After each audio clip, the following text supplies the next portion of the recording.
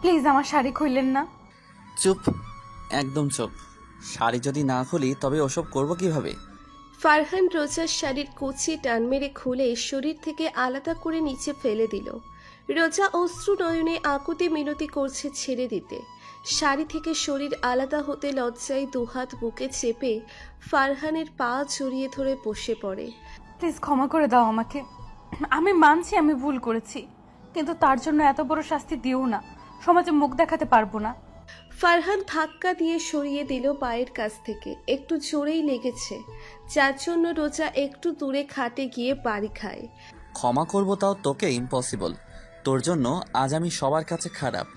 সবাই আমাকে দেখলে মুখ ফিরিয়ে নেয়। যে মা আমাকে এক মুহূর্ত না দেখে থাকতে পারতো না, আজ সে আমার মুখ দেখতে চায় না।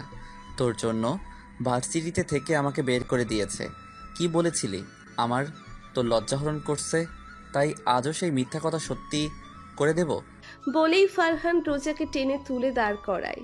রোজার ছোটার জন্য ছটফট করছে। ফারহান সেদিকে লক্ষ্য না করে ধাক্কা দিয়ে বিছানায় ফেলে দেয়। চোখে তার প্রতিশোধের নেশা, যা দেখে রোজার গলা শুকিয়ে কাঠ হয়ে যায়। ভয়ে রোজার হাত পা কাঁপছে, নিজেকে শূন্য মনে হচ্ছে। আজ কি সত্যি সে ধর্ষিতা হয়ে যাবে, যা নিছকে মজার ছলে বলে ছিল? আজ তা সত্যি হতে চলেছে।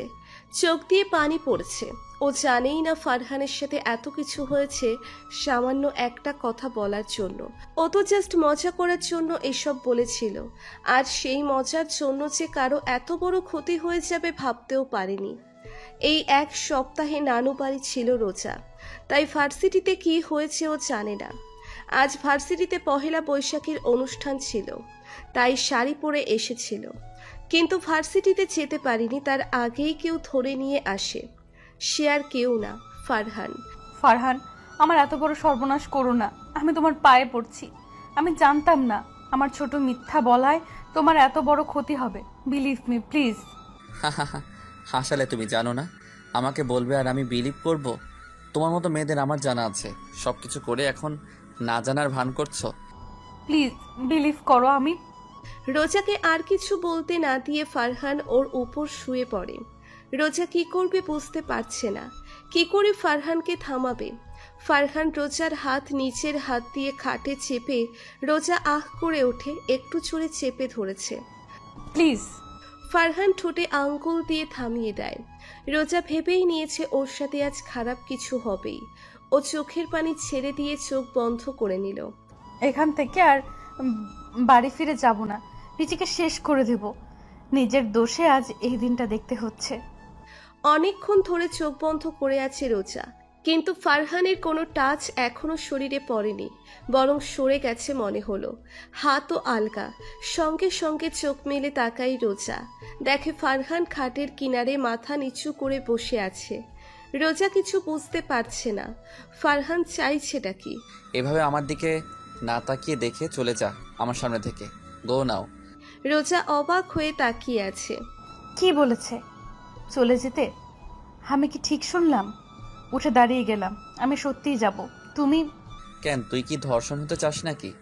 না, কিন্তু যা বলছি, এই মুহূর্তে যদি না যাস তাহলে যা করিনি তা কিন্তু করে দেব।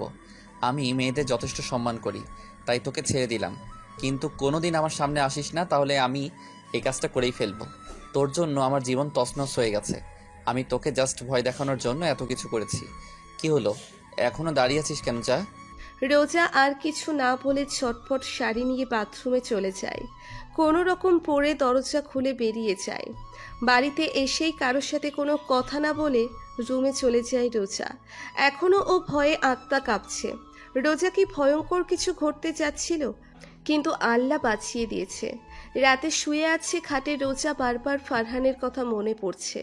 রোজা ওর ফ্রেন্ড আনিশাকে কল করে জেনেছে যে ফারহানকে ভার্সিটি থেকে বের করে দিয়েছে, আর সব ওর জন্য। এসব শোনার পর তখন থেকেই খারাপ লাগছে আমার। এই এই মিথ্যা বলায় ফারহানের এত বড় ক্ষতি হবে জানলে কখনো বলতাম না। সাথে ফারহানের জন্য শ্রদ্ধাও আসছে। ও চাইলেই আমার সাথে অনেক কিছু করতে পারতো, কিন্তু ও এভাবে কিছু করেনি। ভয় দেখানোর জন্য এত কিছু করেছে। এত ভালো ও, আর আমার জন্য কিনা সবার কাছে খারাপ হলো। রোজা ভার্সিটিতে এসে সোজা স্যারের রুমে এসে নক করে ভিতরে ঢুকলো। স্যারকে সব বলতে হবে যে ফারহান আমার সাথে খারাপ কিছু করেনি। আমি সেদিন মিথ্যা বলেছি। যা শাস্তি দেওয়ার আমাকে দিক, আমি মাথা পেতে নিব। স্যার স্যার আমাকে দেখেই দাঁড়িয়ে গেল। আরে রোজা মাঝে এতদিন পর এলে? আমি তো জানি ওই রাস্কেলের জন্য ভার্সিটিতে আসনি। ওকে আমি ভার্সিটি থেকে বের করে দিয়েছি। এখন তো আর সমস্যা নেই, তাই না মামুনি? তোমার আব্বুকে কিছু বলেছো এসব? না। বাঁচালে মামুনি, আমি তো চিন্তায় ছিলাম কখন তোমার আব্বু এসে আমার চাকরিটা খেয়ে নেয়। না বলে বাঁচিয়েছো। ফারহানের মতো ছেলেকে এমন শাস্তি দিয়েছি, ওর আর কোনো ভার্সিটিতে পড়তে পারবে না। স্যার আপনার সাথে আমার জরুরি কথা আছে। হ্যাঁ বলো মামুনি। কি যে হবে কে জানি, চোখ বন্ধ করে বলতে লাগলাম। স্যার ফারহান আমায় কিছু করেনি। ওই দিন আমি যা বলেছিলাম সব মিথ্যা ছিল। আমি ফ্রেন্ডদের সাথে ডেয়ার নিয়ে এসব করেছিলাম। আমি ভাবতেও পারিনি এতটুকু বলতেই আপনারা ওকে এইভাবে ভার্সিটি থেকে বের করে দেবেন। ওর কোনো দোষ নেই স্যার। চোখ খুলেই স্যারের দিকে তাকাতেই স্যার জোরে চিৎকার দিয়ে দাঁড়িয়ে গেল। সি, তুমি এমন একটা কাজ করছো, আমি তো বিশ্বাসই করতে পারছি না। রোজা তোমাকে কত ভালোবাসো। রোজা তোমাকে কত ভালো ভাবছিলাম, সেই তুমি কিনা এমন মিথ্যা বললে। এই জন্যই তো বলি এত ভালো একটা ছেলে কি করে এইসব করতে পারে। স্যারের রুম থেকে বেরিয়ে এলাম। স্যারের বকা আমার কিছুই হয়নি। ফারহান যে ভার্সিটিতে আসতে পারবে এতেই অনেক। কিন্তু এটা বুঝতে পারলাম যখন আমার কথা বিশ্বাস করেছিল তখন ফারহানকে কত খারাপ কথা বলেছিল। আর এখন যেই জানতে পারলো ফারহানের দোষ নেই, সেই সে মহান ব্যক্তি। এরা এমন কেন? খারাপ কিছু পেলে পৃথিবীর সব থেকে খারাপ বানিয়ে দেয়, আর ভালো কিছু পেলে সবচেয়ে ভালো। সত্যিটা যাচাই করে না। বাইরে এসেই কলির সাথে দেখা। কলি আমার বেস্ট ফ্রেন্ড। ওকে দেখে জিজ্ঞেস করলাম সব, আর বললাম তোরা তো সব জানতি যে এগুলো মিথ্যে, তাহলে বলিসনি কেন? ও বলল ও নাকি বলতে চেয়েছিল, কিন্তু হাসিব, সোহেল, নিশা ওরা নাকি বলতে দেয়নি। কলির থেকে ফারহানের বাসার ঠিকানা নিলাম। কি রে, ফারহানের ঠিকানা নিয়ে কি করবি? আমি ওদের বাসায় যাব। কিন্তু কেন? দরকার আছে। ওকে বাসা থেকে তাড়িয়ে দিয়েছে, আমার কিছু করতে হবে। ক্লাস করবি না? না। কলিকে সব বলে আমি চলে এলাম গেটের কাছে। আসতেই অনেক সামনে এসে পথ আটকালো। হে রোজা, হাউ আর ইউ? ফাইন, সামনে থেকে সরো। কোথায় যাচ্ছ? ক্লাস করবে না? না। কেন, ওই ফারহানের জন্য নাকি? ওকে কিন্তু ভার্সিটি থেকে তাড়িয়ে দিচ্ছি। এখন তো প্রতিদিন আসবে ভার্সিটিতে। ওর জন্যই তো আসুনি, তাই না? না, আমি নিজের ইচ্ছেই আসিনি। সরো, আমার দরকারি কাজ আছে অনেক। আর ও কথা বলছিল, আমি ইগনোর করে সরে এলাম। এই ছেলেটা এত পেছনে লাগে, অসহ্য জাস্ট। গায়ে পড়া স্বভাবের। কলির দেওয়া ঠিকানায় গাড়ি নিয়ে এলাম। আজ ড্রাইভারকে ইচ্ছে করে আনিনি যাতে একা যেতে পারি, কিন্তু এটা তো বস্তি, এত ছোট গলি, গাড়ি যাচ্ছে না। জানলা দিয়ে বাইরে তাকালাম। অসংখ্য ময়লার মধ্যে বাচ্চারা দৌড়ে চলছে। কেউ রান্না করছে, খোলামেলায় ময়লা খাবার কেউ খাচ্ছে, খোলামেলায় গোসল করছে। এসব দেখে রোজা গাড়ি থেকে কি করবে ভাবছে। এখানে ফারহানের বাসা কোনটা কি করে বুঝবো? হঠাৎ কিছু বাচ্চা ছেলে মেয়ে দৌড়ে এলো, গাড়ি ভিড় করে দাঁড়ালো। কি ঝামেলায় পড়লাম। গাড়ি থেকে নামতে একটা মেয়ে এসে দাঁড়ালো। মোটামুটি সুন্দর মেয়েটা, গায়ে সাদা নীল মিক্স করা কামিজ পরা, অন্য সবার থেকে একটু সভ্য বোঝা যাচ্ছে। আমার কাছে এসে জিজ্ঞেস করলো আমি এখানে কেন এসেছি, কাকে খুঁজছি। আমি মেয়েটার কাছে ফারহানের বাসার কথা বললাম। মেয়েটি বলল চেনে, আমাকে নিয়ে যাবে। আমার খুশি দেখে কি, মেয়েটির সাথে যেতে লাগলাম। এর মাঝে নামটাও জেনে নিয়েছি। মেয়েটার নাম তুলি। চিকন গলির ভেতর দিয়ে যাচ্ছি, নাক আমার বন্ধ হয়ে আসছে। কি গন্ধ! এখানে কিভাবে থাকে এরা? নাক ধরে হাঁটছি। কিছুক্ষণ যাওয়ার পর একটা ছোট্ট ঘরের সামনে এসে থামলো তুলি। একটা ছোট্ট ঘর, রুমে একটা খাট আর টেবিল আছে। সেখানে কয়েকটা জিনিস, আর খাটে শুয়ে আছে একটা মাঝবয়সী মহিলা। তুলি মেয়েটিকে বলল এটা ফারহানের মা। চাচি দেখো, ফারহানের ফ্রেন্ড এসেছে। কথাটা বলতেই মহিলাটি তার দুর্বল শরীর নিয়ে উঠে বসলো আর আমার দিকে অবাক হয়ে তাকিয়ে আছে। ফারহানের মা সামনে মেয়েটির দিকে তাকালো। কে এই মেয়ে? কখনো তো ফারহান মেয়ে বন্ধুর কথা বলেনি। মেয়েটিকে তো ধনী ঘরের মনে হচ্ছে। কেমন ছোট ড্রেস পরে এসেছে, হাঁটুর উপর জামা পরে আছে। রোজা ফারহানের আম্মুকে হাঁ করে তাকিয়ে থাকতে দেখে নিচের দিকে তাকালো। ইস, এরা নিশ্চিত এমন ড্রেস পছন্দ করে না। রোজা ছোট্ট একটা টপস পরে এসেছে। রোজা এমন করে তাকিয়ে থাকায় অস্বস্তি ফিল হচ্ছে। নিজের জামা টানতে লাগলো। তুলি মেয়েটি চলে গেল। রোজা আর একটু এগিয়ে সে তার পাশে বসতে চেয়েও বসলো না। আন্টি, আমি আপনাকে একটা জরুরি কথা বলতে এসেছি। আপনি হয়তো কথাটা শোনার পর আমাকে অনেক খারাপ মেয়ে ভাববেন, কিন্তু আমি তাও কিছু মনে করব না, কারণ আমি ভুল করেছি আর আমার জন্য ফারহানের এত ক্ষতি হলো। তোমার কথা আমি বুঝতে পারছি না মা। আন্টি, আমি রোজা। নামটা শুনেই আন্টি অপরাধীর মতো তাকালো আমার দিকে। আমি জানি এটা কেন। আমি সব খুলে বললাম। সে সব শুনে কান্না করতে লাগলো। ছেলেটাকে যে খুব ভালোবাসে তার প্রমাণ। অনেক খারাপ ব্যবহার করেছে সেটা বলল। আমি অপরাধ করেছি জেনে সে আমাকে কিচ্ছু বলল না, উল্টো খেতে দিতে চাইলো। আমি অনেক বলে চলে আসলাম। বাইরে এসেই ফারহানের সাথে দেখা হলো। কেমন অবস্থা হয়েছে তাকানো যাচ্ছে না, খুব মায়া হচ্ছে। আমাকে দেখে অবাক হয়েছে। রেগে দৌড়ে আমার হাত শক্ত করে ধরে বলল, কি হচ্ছে ফারহান? আমার হাত ছাড়ুন, আমি ব্যথা পাচ্ছি। ফারহান শক্ত করে আমার হাত মুঠো করে ধরেছে। আমি সত্যি ব্যথা পাচ্ছি। ফারহানের চোখ লাল টকটকে হয়ে আছে, যেন চোখ দিয়ে ভস্ম করে দেবে আমাকে। চেঁচিয়ে আমাকে বলল, তুই এখানে কি করছিস? আমি এখানে আর কিছু বলতে পারলাম না। তুলি নামের মেয়ে দৌড়ে এলো আর বলল, এ কি, তুমি ওকে এইভাবে ধরে চেঁচামেচি করছো কেন? বন্ধুর সাথে কেউ এমন আচরণ করে? কি বলেছিস? কে আমার বন্ধু? কেন, এই মেয়েটা তোমার বন্ধু না? না, এই মেয়ে আমার শত্রু। একে জানিস রোজা, যার জন্য আমার জীবন নষ্ট হয়ে গেছে, তাকে আমার বন্ধু ভাবছিস? কি বলছো? এই সে কাল লাগেনি যে তোমার ভার্সিটির সবার সামনে বলেছে যে তুমি ওর লজ্জা হরণ করেছো ক্লাসের দরজা বন্ধ করে, যার জন্য তোমাকে ভার্সিটি থেকে তাড়িয়ে দিয়েছে? আর আমাকে কি মিথ্যে বলে কিনা তোমার ফ্রেন্ড, তাই তো চাচির কাছে নিয়ে গেছিলাম। মেয়েটা বাজেভাবে নানা কথা বলেই যাচ্ছে। আমি নাকি আর মিথ্যা বলার জন্য এসেছি এসব বলছে। ফারহানের চোখে নিজের জন্য শুধু ঘৃণা দেখতে পাচ্ছি। কেন জানি খুব খারাপ লাগছে, চোখ দিয়ে পানি পড়ছে। আমি তো সবাইকে সত্যিটা বলে এসেছি, আর ফারহান আমায় ভুল বুঝছে। আমার কোনো কথা না শুনে টেনে আবার বাড়িতে নিয়ে আসে আর চেঁচিয়ে ও মা মা করে ডাকতে লাগলো। ফারহানের মাও বেরিয়ে আসে। আস্তে আস্তে এসে আমার সাথে ফারহানকে দেখে বেশ অবাক হয়। ফারহান একের পর এক বাজে কথা আমার নামে বলে চলেছে। আন্টি রেগে তাকিয়ে আছে।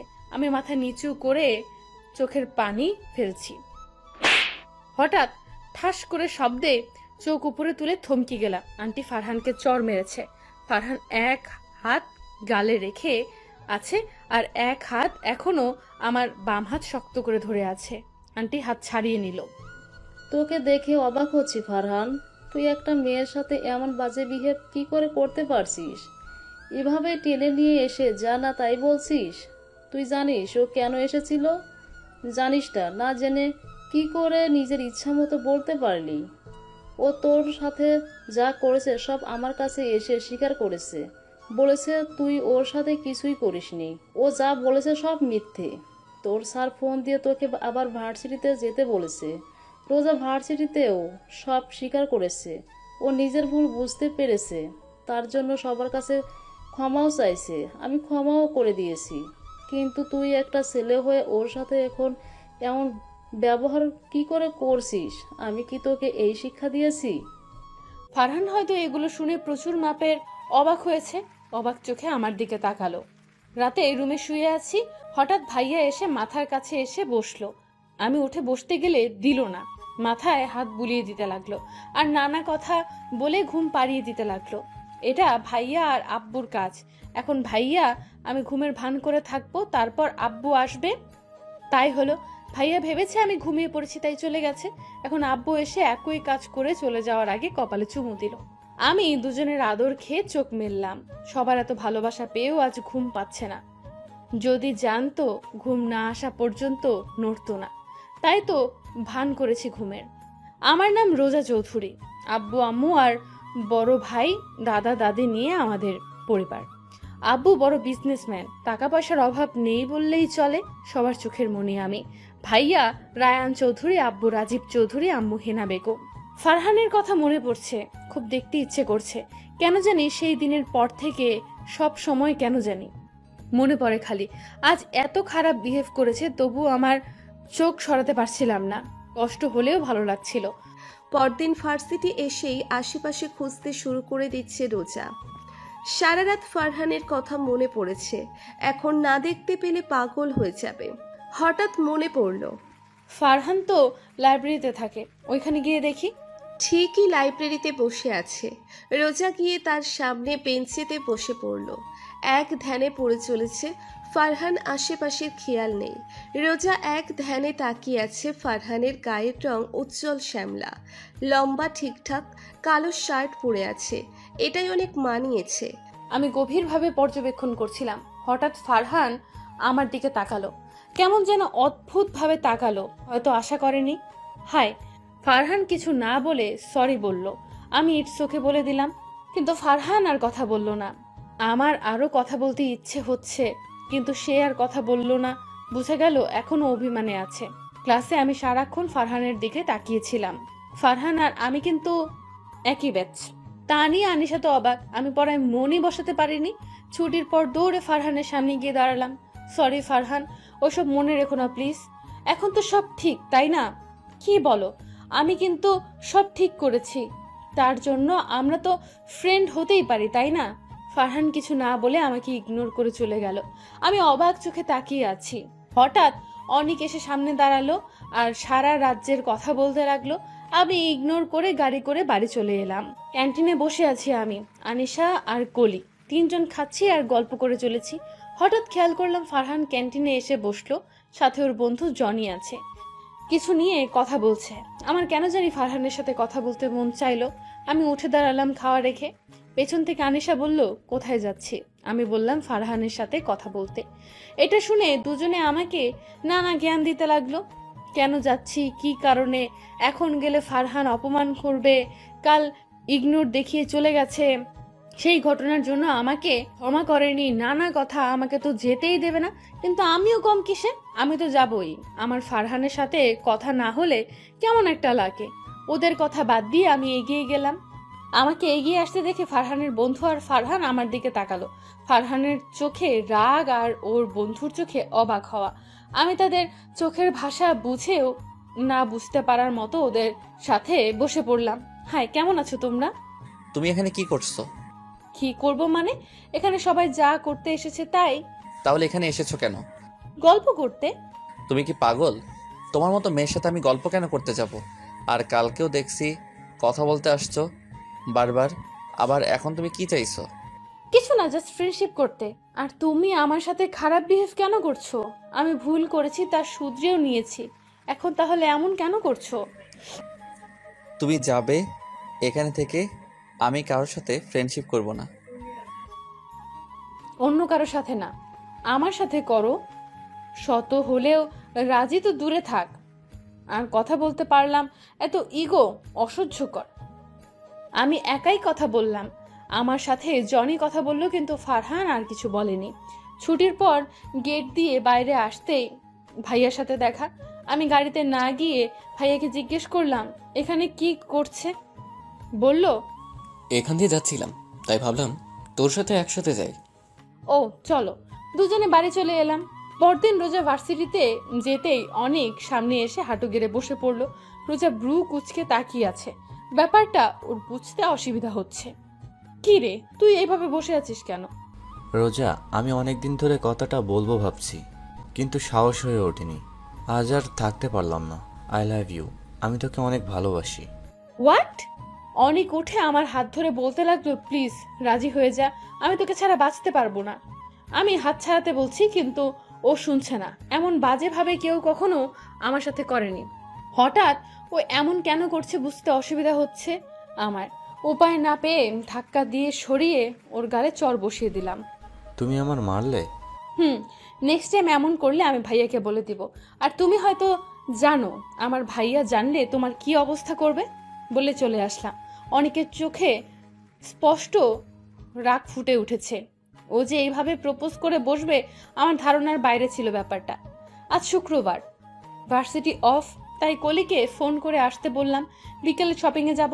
4টার দিকে বেরিয়ে পড়লাম। শপিং করে বের হয়ে গাড়িতে উঠতে যাব তখন খেয়াল করলাম একটা মহিলা রাস্তায় পড়ে আছে। দূর থেকে মুখ দেখা যাচ্ছে না। আমি আর কলি এগিয়ে গেলাম। এ তো ফারহানের আম্মু। দুজন ধরে গাড়িতে এনে মুখে পানি ছিটা দিতে লাগলাম। আমি ভয়ে জড়সড় হয়ে আছি। কি হয়েছে ওনার, এখানেই বা কি করছিল?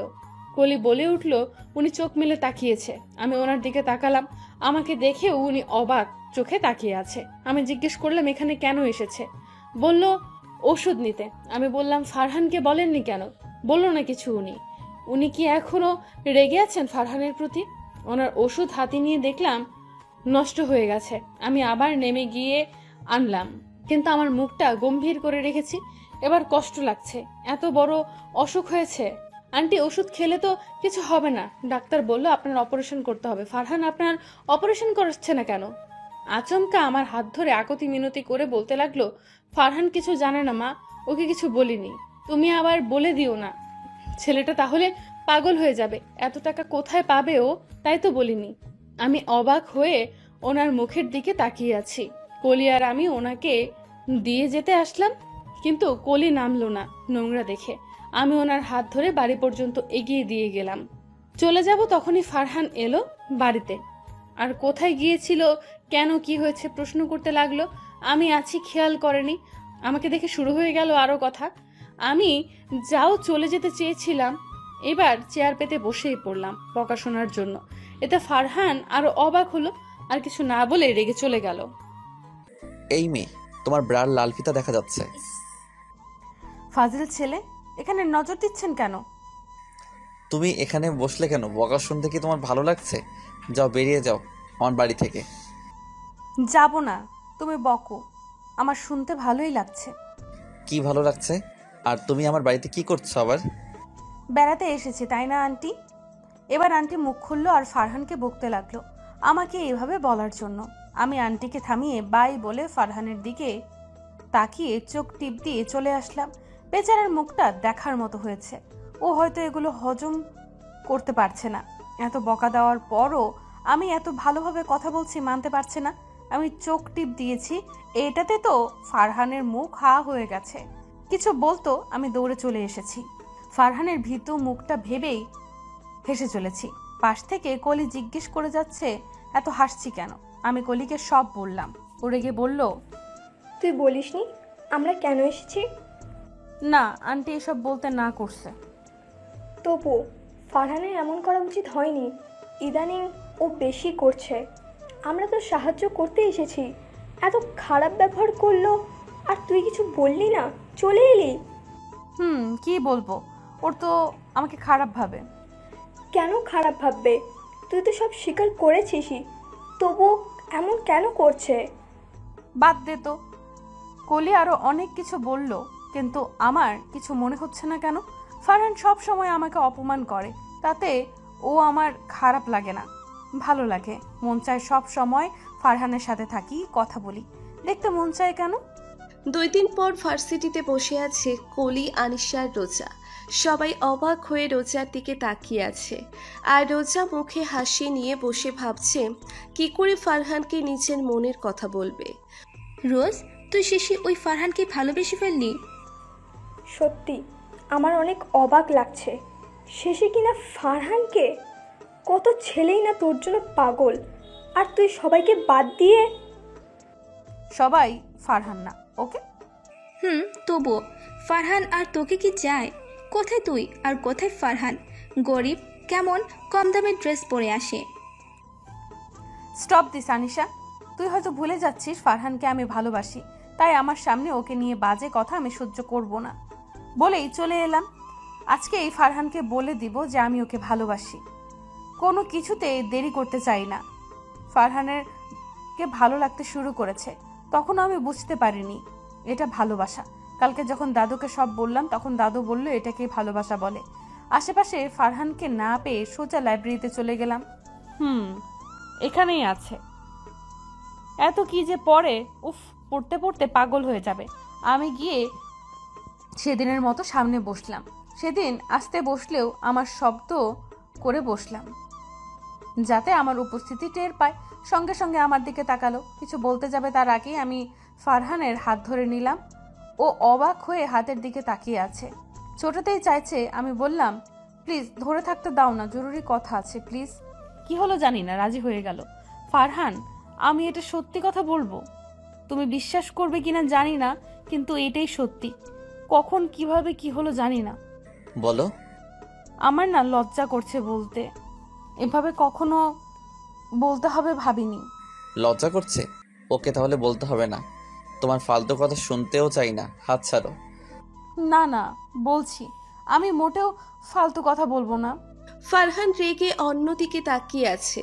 ওর শোনার চেয়ে বিন্দুমাত্র ইচ্ছে নেই মুখে প্রকাশ পাচ্ছে। রোজা সেদিকে খেয়াল না দিয়ে মনে সাহস আনলো। কে জানতো নিজেকেই প্রপোজ করতে হবে ভালোবাসার মানুষকে পাওয়ার জন্য।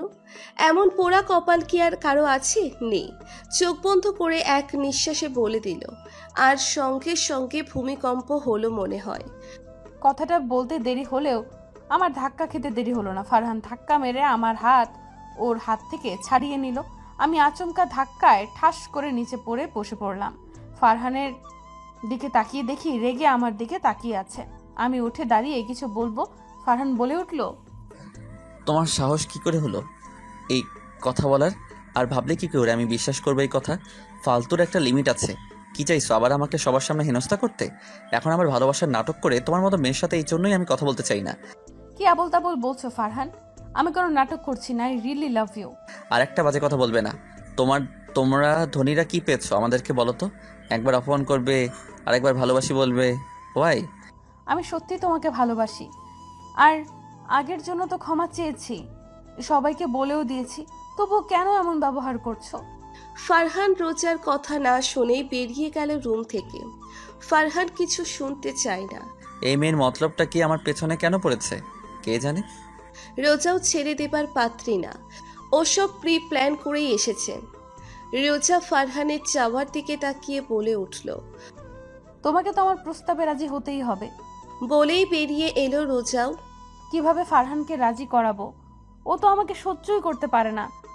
আম্মুর ডাকে বাস্তবে ফিরলাম। কি বলো? খাবি না? সেই এসে থেকে কি এত ভেবে চলেছিস? খেতে মন চাইছে না। তোমার তো কোনো কালই খেতে মন চায় না, চুপচাপ আয়। এত জোর কেন যে করো, অসহ্যকর। তুই কি আসবি? চলো। শত বললেও শুনবে না, তাই উঠে খেতে গেলাম। রাত ভরা ভেবে নিয়েছে রোজা কি করবে পরদিন। 5 তলা বিল্ডিং এর উপর মানে ভার্সিটির ছাদের দরজা আটকে রোজা দাঁড়িয়ে আছে ছাদের কিনারা ঘেঁষে। আর ভার্সিটির সবাই নিচ থেকে চিৎকার করে বলে যাচ্ছে রোজাকে নেমে আসতে, কিন্তু রোজা নামবে না। নিচে ফারহান আছে। ফারহান অবাক হয়ে তাকিয়ে আছে। এটা কি নাটকে নাকি সত্যি লাফ দেবে? ভয় আর অবাক মিশ্রিত চোখে তাকিয়ে আছে।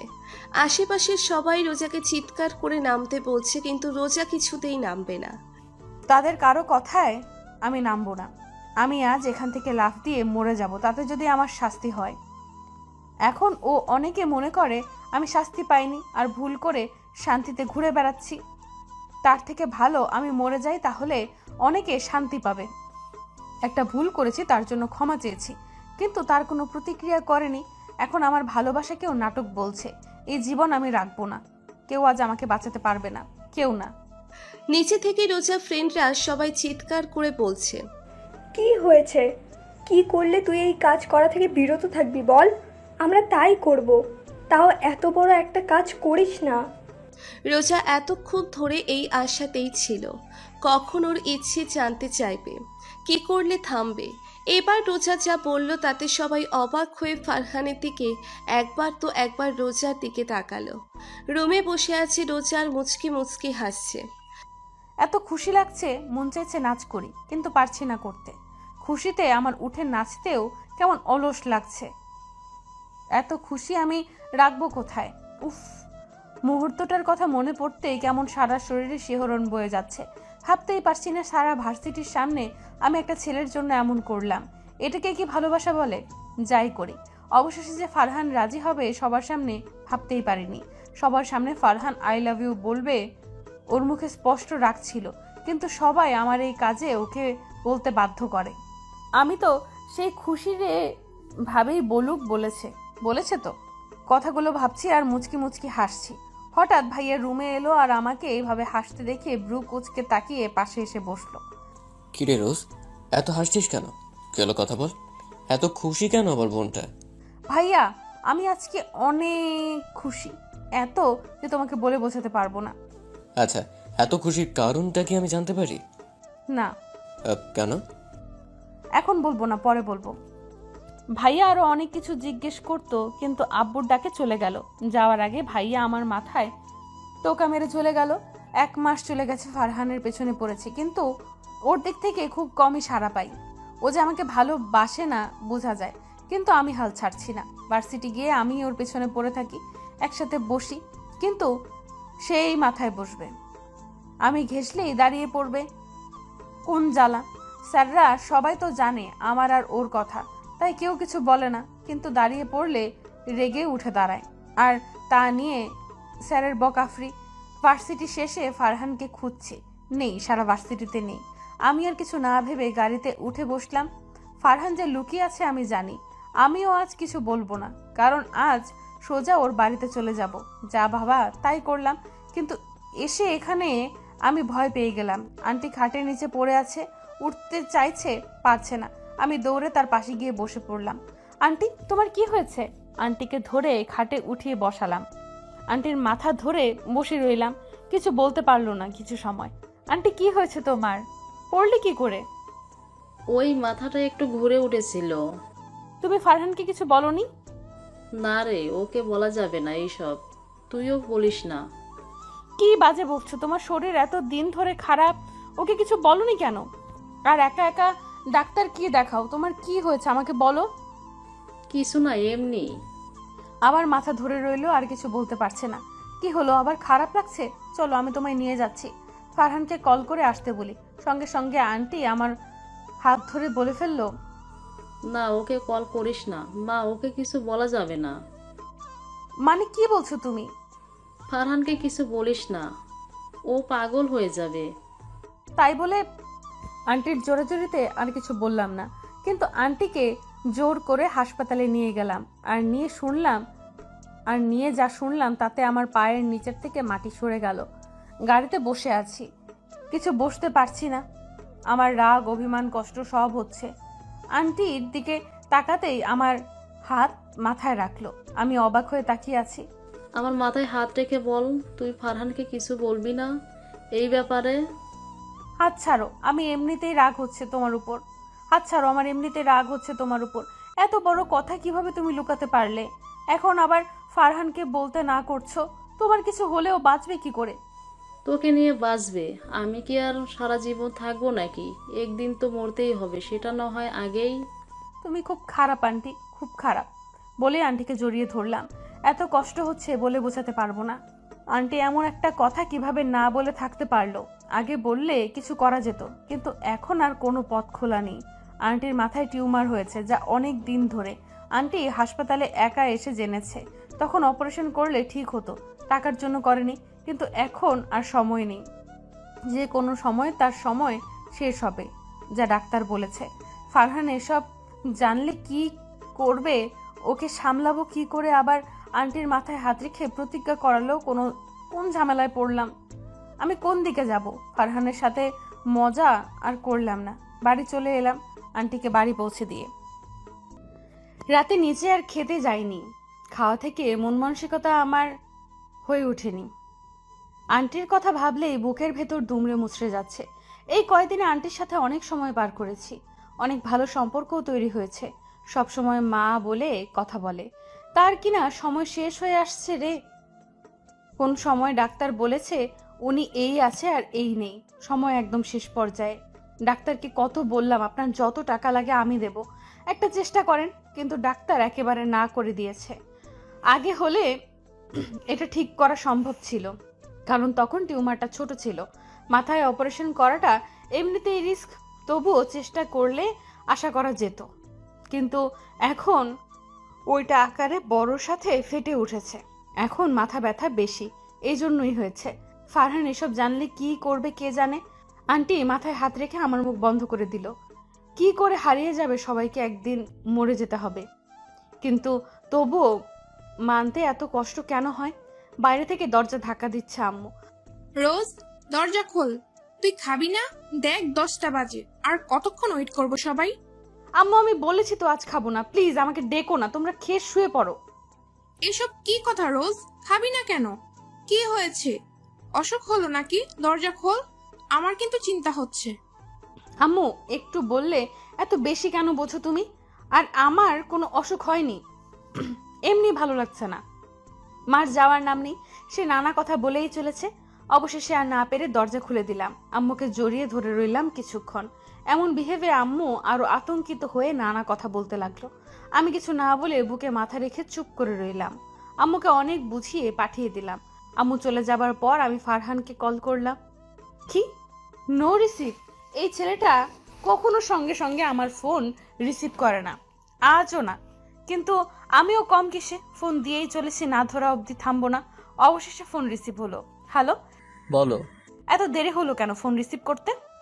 ধরিনি তাই। ধরনি কেন? কথা বলতে চাইনি তাই। ফারহান একটা সত্যি কথা বলবে? বলো। তুমি আমাকে একটুও ভালোবাসো না? না। সঙ্গে সঙ্গে উত্তরটা দিল। সব সময় ফারহান এমন করেই কথা বলে, কিন্তু কখনো কষ্ট হয় না। আজ খারাপ লাগছে, মনে হচ্ছে জোর করে আমি ভুল করেছি। গলা দিয়ে কথা বের হচ্ছে না। ও পাশ থেকে ফারহান হ্যালো হ্যালো বলে ফোন কেটে দিচ্ছে, আর দিতে ইচ্ছে হচ্ছে না, তবুও দিলাম। কথা বলো না, আবার ফোন দিছো কেন? ফারহান আন্টির খেয়াল রেখো, কাছে থেকো। আমি আমার মার খেয়াল রাখবো কিনা সেটাও কি তোমার থেকে শুনবো? না, আসলে আন্টি অসুস্থ তো, তাই চিন্তা হচ্ছে। তুমি জানলে কি করে? এই রে, কি বলতে কি বলে ফেলেছি। আজ যে গিয়েছিলাম সেটা তো বলা যাবে না। আমি ফট করে ফোন কেটে দিলাম। পরদিন ফ্রাইডে, আজকে ভার্সিটি অফ। সারাদিন কোনোভাবে কাটিয়ে দিলাম আর ডিসিশন নিলাম ফারহানকে সব জানিয়ে দেব। এমন সময় না জানালে ও আরো বেশি কষ্ট পাবে। কিন্তু ফোনে না, ভার্সিটিতে গিয়ে সামনে বসে ভালো করে বলবো। সকালে উঠে আগেই ভার্সিটিতে চলে গেলাম। প্রতিদিন দেরি হলেও আজ আগেই আসছি। এ পর্যন্ত সব না জানাতে পার, আমি শান্তি পাবো। আন্টি যাই বলুক, আমার জানিয়ে দেওয়াটাই ঠিক হবে, কারণ মায়ের সম্পর্কে ফারহানের সব জানা উচিত।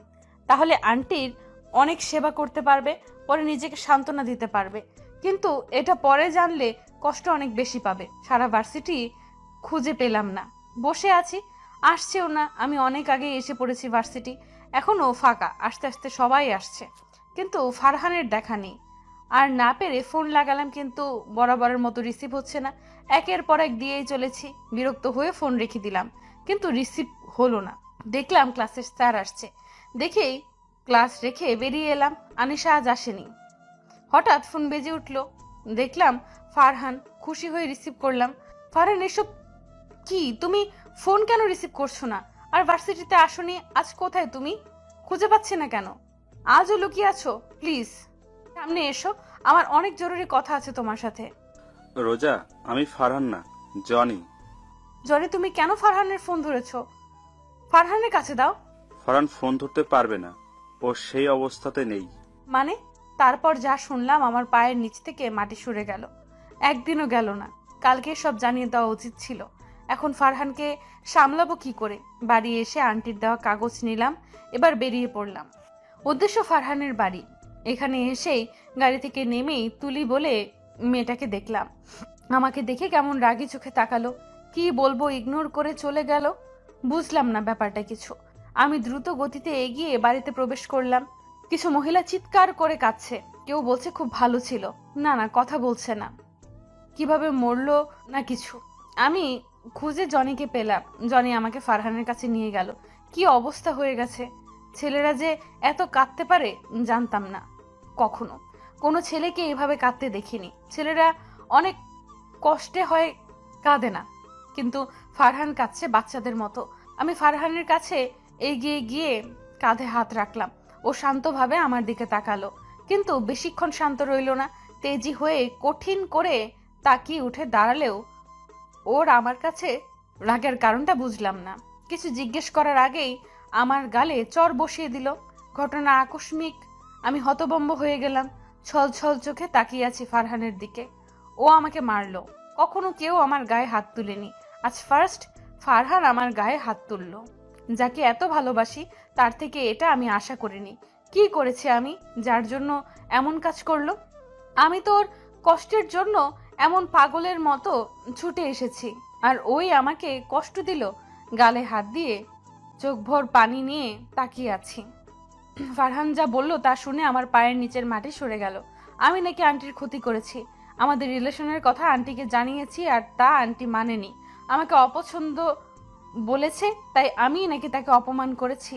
আমার অপমান সহ্য করতে না পেরে সে অসুস্থ হয়ে আমি নাকি তখন হসপিটালে নিয়ে যাই, তারপর গলির মোড়ে নামিয়ে দিয়ে চলে যাই। আমি নাকি আন্টির মৃত্যুর জন্য দায়ী। এক নিঃশ্বাসে কথাগুলো চিৎকার করে বলল ফারহান। গাল থেকে হাত নামিয়ে অবাক হয়ে শুনছি। এসব কি বলছে পাগলের মতো? আমি কিছু বলতে যাব, পাশ থেকে তুলি বলে উঠল, এই মাইয়াটা ভালো না আমি আগেই জানতাম, হুটহাট চলে আসে। আমি তো শুনলাম চাচির লোকে কি জানি কথা কইবার নইছে, হঠাৎ দেখলাম চাচিরে ধুইরা নিয়ে যাইবাই লইছে গাড়ির কাছে। আমি আসমো কিন্তু তার আগেই গাড়ি চইলা গেল। আবার দেখি একটা ঔষধ হাতে দিয়া মাইয়াটা চইলা গেল। প্রথম দিন তো ভালোই ভাবছিলাম, কিন্তু এখন দেখি কত শেনা। একদমে কথাগুলো বলছে, কি থেকে কি বলছে আমার মাথায় ঢুকছে না। মেয়েটা যে চরম মিথ্যে ফারহানের কানে দিয়েছে সেটা বুঝতে পারছি। ফারহান, আমার কথা শুনো, ওর কথা বিলিভ করো না। ও কি আবল তাবল বলছে, তুমি আমার কথা শোনো। না, আমি তোমার কোনো কথা শুনবো না। তুমি এই মুহূর্তে বেরিয়ে যাও। তোমার জন্য আমি আমার মাকে হারিয়েছি। জোর করে আমাকে রিলেশন করতে বাধ্য করেছো সারা ভার্সিটির সামনে। আবার আমার মাকে সব বলে কষ্ট দিলে কেন বলো? কেন আমার জীবনটা নরক করে দিলে? কেন? কি ক্ষতি করেছিলাম আমি? তোমার সাথে দেখা হওয়ার পর থেকে আমার জীবনটা এলোমেলো হয়ে গেল, সব শেষ হয়ে গেল। তুমি আমার জন্য একটা অভিশাপ। কেন মাকে সব বললে? কেন? আমার মা ছাড়া আর কেউ নেই। এখন আমি কি করে থাকবো এই ঘরে? মা ছাড়া আমি বড় একা। জনি, ওকে চলে যেতে বলো। ও এখানে থাকলে আমি কি করে ফেলবো নিজেও জানি না। ফারহান আমার কথা না শুনে এত অপমান করলো, খুব কষ্ট পেলাম। যেখানে আমার দোষই নেই তার জন্য শাস্তি পাচ্ছি। না, আর কখনো ফারহানের কাছে আসবো না। ও কি বলল? আমি ওর জন্য অভিশাপ? না, এই অভিশাপ হয়ে আমি আর আসতে চাই না। ও আমাকে একটুও ভালোবাসে না, একটুও না। যেখানে ভালোবাসা নেই সেখানে আমি কি করে থাকি? আর জোর করব না, কখনো জোর করব না নিজে থেকে। না আসলে আমিও আর আসবো না। হাতের পিঠে চোখের পানি মুছে নিলাম। তারপর ব্যাগ থেকে চিঠি বের করলাম, যা কালকে আন্টি আমাকে দিয়েছিল। আমি এগিয়ে ফারহানের কাছে যেতে নিলে ফারহান হাত উঠিয়ে থামিয়ে দেয়, যেতে মানা করে।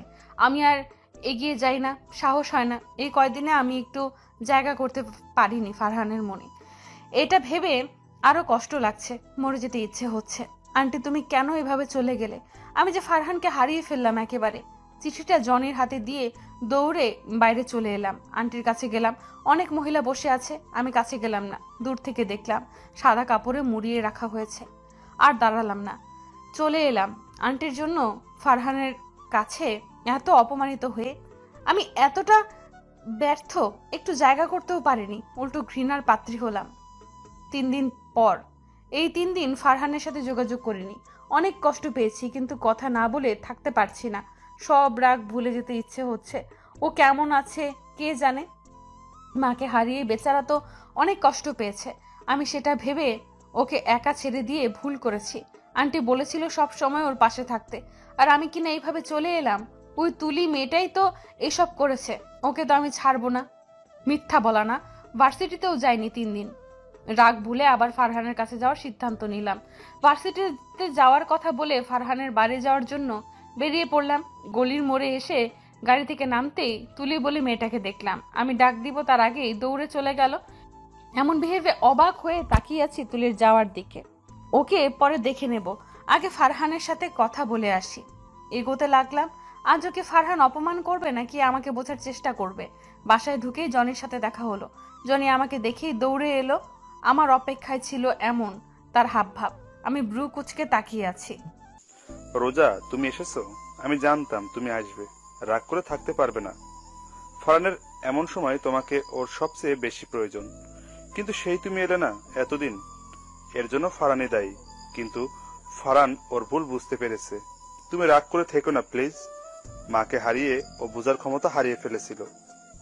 তখন তুলি ওইসব বলল তোমার নামে, যা খুব সহজে বিশ্বাস করে নিয়েছিল। আর যার জন্য এত কথা শুনিয়েছে, পরে কষ্ট পেয়েছে, কারণে ও মুখে স্বীকার না করলেও ও তোমাকে ভালোবাসতো, কিন্তু তোমাকে জানতে দিতে চায় না, তাই ইগনোর করত। ও ভাবতো ও তোমার যোগ্য না। তুমি এত ধনী ঘরের মেয়ে, পরে যদি আর ওকে ভালো না বাসো, তাই নিজে থেকে তোমাকে অবহেলা করত।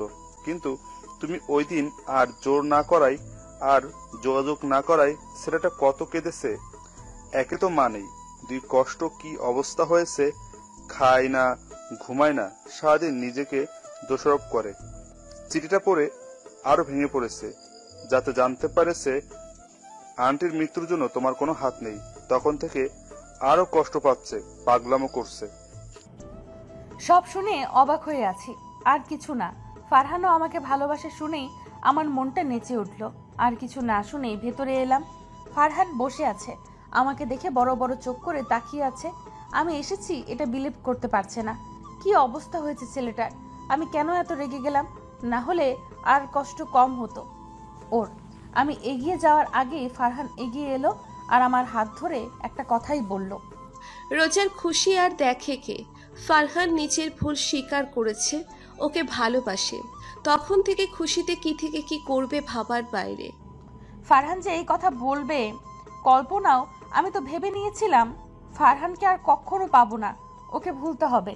কিন্তু আল্লাহর অশেষ মেহেরবানি আমার কাছে ফারহানকে দিয়েছে। ফারহান আমাকে ভালোবাসি বলেছে।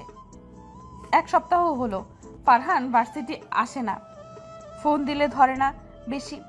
আমি ডিস্টার্ব করি না। এখন সবে মাত্র মাকে হারিয়ে কষ্টে আছে, তাই হয়তো। কিন্তু আর 3 দিন পর এক্সাম। এখন তো ফারহানের ভার্সিটি আসতেই হবে, কষ্ট তো হবে। তাই ভার্সিটি না এসে লেখাপড়ার ক্ষতি কেন করবে? রাতে ফোনে ফারহানকে অনেকবার বোঝাতে চেয়েছি, বলতে চেয়েছি, কিন্তু ফারহান ভার্সিটির ব্যাপারে কিছু বললেই ফোন রেখে দেয়। তাই আর ফোনে না, সরাসরি ওর বাড়িতে চলে যাব। ভার্সিটির জন্য তৈরি হয়ে বেরিয়ে পড়লাম। গাড়িতে উঠে স্টার্ট দেব, ভাইয়া এসে গাড়িতে বসলো। আমি স্টার্ট দেওয়া বাদ দিয়ে অবাক হয়ে তাকালাম। কিরে, এভাবে তাকিয়ে আছিস কেন? তাড়াতাড়ি ছাড়, আমার অফিসে লেট হয়ে যাচ্ছে। মানে কি, তোর লেট হচ্ছে তো তুই এখানে উঠছিস কেন? তোর গাড়ি কই? সেটা খারাপ হয়েছে, কাল অফিস থেকে আসতে খারাপ হয়ে গেছে। আমি তো অটো করে বাড়ি এসেছি, ঠিক হয়নি। আজ তোর সাথেই যেতে, অফিসের রাস্তা তো তোর ভার্সিটির দিকেই, তাই তোকে রেখে আমি গাড়ি নিয়ে চলে যাব। তারপর ড্রাইভারকে দিয়ে পাঠিয়ে দিবনি, গাড়ি নিয়ে আসবে। রোজার কপালে কুচ পড়ল। কোন জ্বালা, আজকে ভাইয়ার গাড়ি নষ্ট হতে হলো। আমি তো ভার্সিটি যাব না, এটা তো আর ভাইয়াকে বলা যাবে না। এখন ভার্সিটি গেলে অনেক সময় লস হয়ে যাবে। কি করি এখন? হঠাৎ বুদ্ধি এলো রোজার মাথায়। আচ্ছা ভাইয়া, তুমি আমার গাড়ি নিয়ে চলে যাও। চলে যাব মানে? তুই যাবি না? না। না মানে কি? তোর না পরীক্ষা চলে এসেছে, এখন অফ দেওয়া ঠিক না। চুপচাপ চল, আমি সাথে গেলে সমস্যা কি? সমস্যা না তো ভাইয়া, আমি বলতে চাইছি তুমি চলে যাও। আমার জন্য কেন দেরি করবে? ভার্সিটি থামবে, আর আমি তো জোরে চালাই না। আমি বরং আজ লোকালেই চলে যাই। না, একদম না, লোকালে যাওয়া দরকার নেই। কাল আমি বুঝেছি কি বাজে অবস্থা তোর, কষ্ট হবে, আর আমার তোর জন্য লেট হবে। জোরে চালাস না তো, আমি ড্রাইভ করি, তুমি পাশে বসো।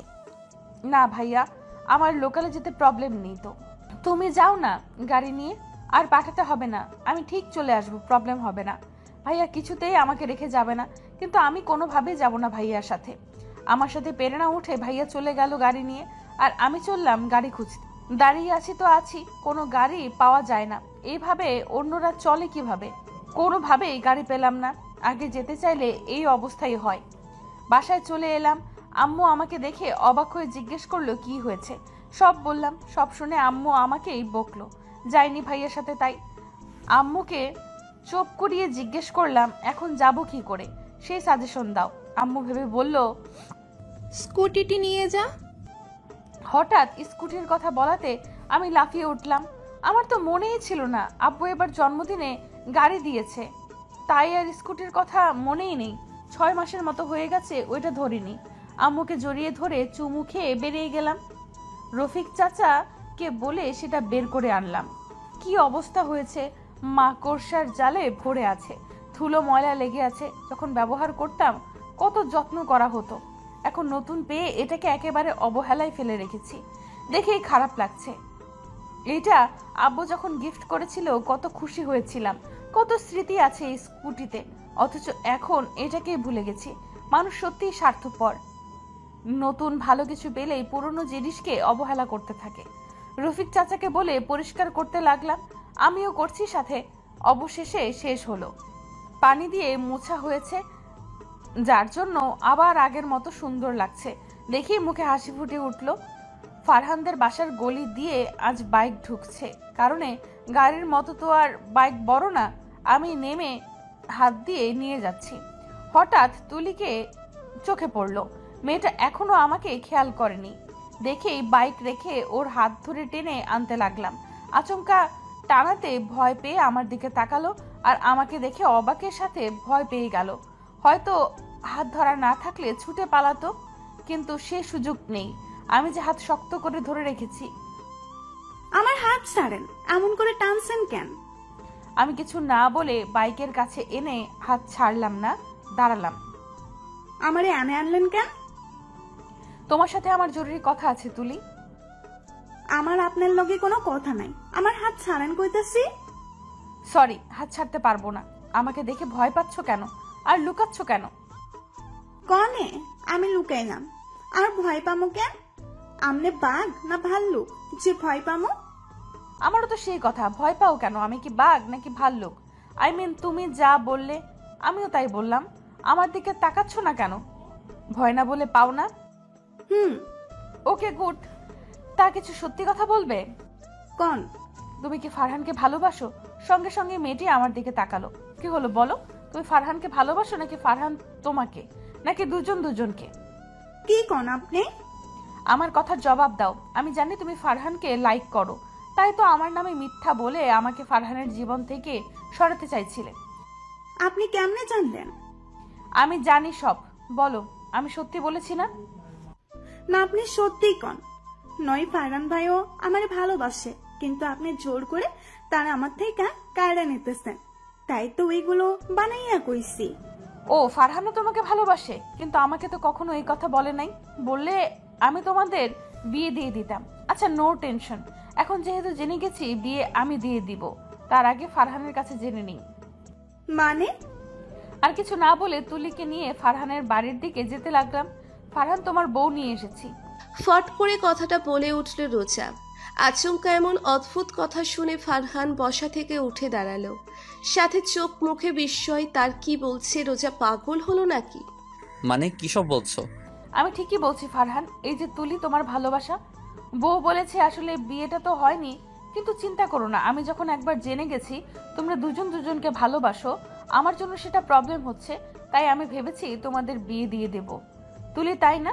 তোমার এখন বিয়ে করতে প্রবলেম নেই তো? তুলি নতুন বইয়ের মতো মাথা নিচের দিকে দিয়ে আছে, লজ্জায় নিচের দিকে থেকেই বলে উঠল, আমার তো সমস্যা নেই, কিন্তু মাকে বলতে হবে তো। আমি কিছু বলবো? ফারহান চিৎকার করে বলে উঠল, রোজা কি সব আবল তাবল বলে চলেছ? আমি বিয়ে করব আবার ভালোবাসি তুলিকে? কি এসব? কি মানে তুমি জানো না ফারহান? না, আমি তুলিকে কেন ভালোবাসবো? আর বিয়ে তাও তুলিকে? তোমার মাথা ঠিক আছে? আমার মাথা তো ঠিকই আছে। তুমি তুলিকে ভালোবাসো না? না, তুলিকে আমি ভালোবাসতে যাব কেন? এসব আজগুবি কথা কে বলেছে তোমাকে? কে আবার? তুলি তো বললো তোমরা নাকি ভালোবাসো দুজন দুজনকে, আমার জন্য নাকি। তুলি এসব বলেছে? তুলি, তুই এসব কথা রোজাকে বলেছিস? না মানে আসলে ভাইয়া। কি না মানে করছিস? এসব মিথ্যা কথা কেন বলেছিস? সেদিন রোজার নামে মিথ্যে কথা বলেছিলি, সেদিন ক্ষমা করেছিলাম। আবার মিথ্যা কথা বলেছিস আজকে? তোকে আমার হাত থেকে কেউ বাঁচাতে পারবে না। খুব বার বেড়েছিস তুই। কথাটা বলেই ফারহান আমাদের দিকে এগোতে লাগলো। এমন সময় আমি তুলির হাত ছেড়ে ফারহানকে থামাতে সামনের দিকে যাব, হাত ছাড়তেই শো করে দৌড়ে পালিয়ে গেল তুলি। আমি অবাক হয়ে ওর যাওয়ার দিকে দেখছি। কি মেয়ে রে বাবা, এমন ভাবে দৌড় দিল যেন চুরি করে পালিয়েছে। ফারহান পেছনে যেতে নিলে আমি থামিয়ে দেই। আরে তুমি কোথায় যাচ্ছ আমাকে রেখে? ওকে আজ উচিত শিক্ষা দেবো। ছাড়ো তো ওসব। আমি ওর কথা বিলিভ করছি নাকি? আমি তো মজা করতে চাইছি, কিন্তু তুমি তো আমার সব কিছুতেই পানি ঢেলে দিলে। বেচারা দৌড়ে পালালো। মজা করছিলে তাহলে? ও কি সব বলেনি? আরে তা বলেছে বলেই তো করেছিলাম। তবু আমি তো ভেবেছিলাম তুমি ওকে বিশ্বাস করছো। আমি কি তোমার মতো বোকা নাকি? ভালোবাসার মানুষকে বিশ্বাস না করে ওকে করতে যাব? আমার কথা শুনে ফারহান মাথা নিচু করে ফেললো। হয়তো কষ্ট পেয়েছে। আচমকা কথাটা বলে আমারও কষ্ট লাগছে, তাই কথা ঘুরিয়ে অন্য কথা বললাম। যে জন্য এসেছিলাম, ফারহান তুমি ভার্সিটিতে যাও না কেন? এক্সাম চলে এসেছে, তুমি এভাবে ক্লাস মিস করলে তো রেজাল্ট খারাপ হবে। আমি আর ভার্সিটি যাব না। হোয়াট? যাবে না মানে? যাব না মানে যাব না, আমি আর পড়বো না। কি সব বলছো? পড়বে না? তুমি কি পাগল হয়েছো? পড়বে না কেন? পড়ালেখা করে কি হবে? কার জন্য পড়ালেখা করব? আমার তো কেউ নেই, কেউ না। যার জন্য বড় হবার ইচ্ছে ছিল সেই তো নেই। কি বলতে চাইছো ফারহান? আন্টি নেই বলে তুমি সব ছেড়ে দেবে? আমি তোমার কাছে কি কিছুই না? কি হলো বলো? কিছু করতে চাও না, পারবে না, সব ছেড়ে দিয়ে বসে থাকবে? এতে আন্টি ভালো থাকবে না, সে কষ্টে থাকবে। কারণ আন্টি নিজের চিকিৎসা না করে তোমার জন্য রেখে গেছে, যাতে পড়ালেখা করে ভালো কিছু করতে পারো। কিন্তু তুমি কি করতে চাইছো? সব ছেড়ে দিয়ে তার আত্মাকে কষ্ট দিতে? আমার কথায় ফারহান কিছু বলল না, চুপ করে রইল। সেদিনের মতো চলে এলাম। জানি না ফারহান কি করবে। ও কিছু বলেও নি, চুপ করেই ছিল। পরদিন ভার্সিটি এসে দেখি ফারহান এসেছে। আমার খুব ভালো লাগলো ওকে ভার্সিটিতে দেখে। শপিং মলে দাঁড়িয়ে আছি। এখানে কেন এলো ফারহান? ভেতরে চলো, তুমি কিছু কিনো। আমি কি কিনবো? আমার তো সব আছে। না মানে আমি তোমাকে কিনে দিতাম। কিছু একটা কিনো প্লিজ, আমার তোমাকে কিনে দিতে ইচ্ছে হচ্ছে। এসবের কি দরকার ছিল ফারহান? আমার তো সবই আছে। আচ্ছা তুমি এত করে বলছো যেহেতু কিনছি, কিন্তু তুমি পছন্দ করে দেবে ওকে? আমি পছন্দ করব কিভাবে? আমি কি মেয়েদের পছন্দ বুঝি নাকি? তুমি চয়েস করে নাও, আমার পছন্দ ভালো না। তাহলে কিছু লাগবে না, চলো যাই অন্য কোথায়। আচ্ছা আমি পছন্দ করব, চলো। শপিং মলের ভেতরে ঢুকলাম। এটা বড় শপিং মল, সবকিছুর প্রাইস অনেক। ফারহান এখানে কেন এলো আল্লাহই ভালো জানে। নাও করতে পারছি না। এখানে কিনে দেওয়ার মতো টাকা আছে তো ফারহানের কাছে? জিজ্ঞেস করলে ও লজ্জা পাবে। দূর, নাও করতে পারছি না। ফারহান হয়তো জানে না এসবের ব্যাপারে। দোকানে দাঁড়িয়ে আছি, আমাকে দেখতে বলেছে। আমি চুপ করে ডায়মন্ডের দোকানে দাঁড়িয়ে আছি। ফারহান এখানে এনে দাঁড় করিয়ে রেখেছে আমাকে। কিছু পছন্দ করো? আমরা অন্য কোথাও যাই চলো, এখানে কিছু ভালো না। কি বলছো রোজা? এখানকার সবকিছুই তো সুন্দর, একটা পছন্দ করো না। সুন্দর আমার ভালো লাগে না, অন্য কোথাও থেকে কিনে দিও। এখান থেকে চলো না প্লিজ। ধুর, বুঝছো না আমি পছন্দ করছি। দাঁড়াও। ফারহান একটা আংটি এনে আমার হাতে দিয়ে দেখালো, বলল আমি কৃত্রিম হাসি মুখে ঝুলিয়ে রেখেছি, এখনই ফারহানের হাসিটা চলে যাবে। চলে গেল। প্রাইস জানতে চাইতেই ফারহানের হাসি মাখা মুখ কালো হয়ে গেল। আমি টেনে ওকে বাইরে নিয়ে এলাম। ফারহান মুখ কালো আর লজ্জা পেয়েছিল। সেদিন আর আমার দিকে ঘুরেও তাকায়নি। ওরা জানতো না ওইটা এত দামি হবে, আমি শিওর। কিন্তু ফারহান ওখানে গেল কেন? ফারহানকে পরে বলেছিলাম, ফারহান তুমি আমাকে ডায়মন্ডের দোকানে কেন নিয়ে গেলে? তুমি তো জানো ওগুলোর দাম অনেক, আর এত দামের জিনিস আমি কি চেয়েছি তোমার কাছে? আমাকে তুমি কিছু দিতে চাও ভালো, সেটা যে দামেরই হোক না কেন আমি সেরা বলে গ্রহণ করব। দামের বিচার করে নয়, ভালোবাসার মানুষের দেওয়া যে কোনো উপহার আমার কাছে স্পেশাল। ফারহান মাথা নিচু করে আমার কথা শুনে মুগ্ধ চোখে তাকিয়ে যা বলল, তাতে আমার রাগ সাত আসমানে চলে গেল। অনেক এসব বলেছে আমাকে এখান থেকে গিফট করার জন্য। গিফট করার বুদ্ধি অনেক ফারহানকে দিয়েছে, কিন্তু সামনে রাগ প্রকাশ করিনি। ভার্সিটি বসে আছি, ফারহান এখনো আসেনি। আমি ইচ্ছা করে আগে এসেছি। অনেককে আজ আচ্ছা মতো অপমান করব। ওর জন্য সেদিন ফারহানের মুখ কালো করেছিল। সিটে বসে কথা ভাবছি, পাশে কলি আর আনিশাও আছে। কথা বলছি না বলে জ্বালাচ্ছে। কিছু বলবো অমনি অনেক এলো ক্লাসে। আমি উঠে অনেক যে সিটে বসলো, আমিও গিয়ে বসলাম। হঠাৎ আমাকে নিজের পাশে বসতে দেখে অবাক চোখে তাকালো।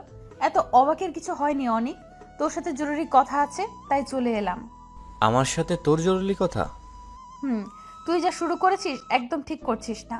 ফারহানকে এসব বলে আমার মন থেকে নিজের জন্য ভালোবাসা একটুও কমবে না। নেক্সট টাইম আলতু ফালতু কিছু ফারহানকে বললে আমি তোকে দেখে নেব। ওর উত্তরের আশা না করেই আমি চলে এলাম। আনিশা আর কলি তো আমাকে এভাবে কথা বলতে দেখে অবাক হয়ে তাকিয়েছিল। আমি কাছে যেতেই জিজ্ঞেস করতে লাগলো কি হয়েছে, সব খুলে বললাম ওদের।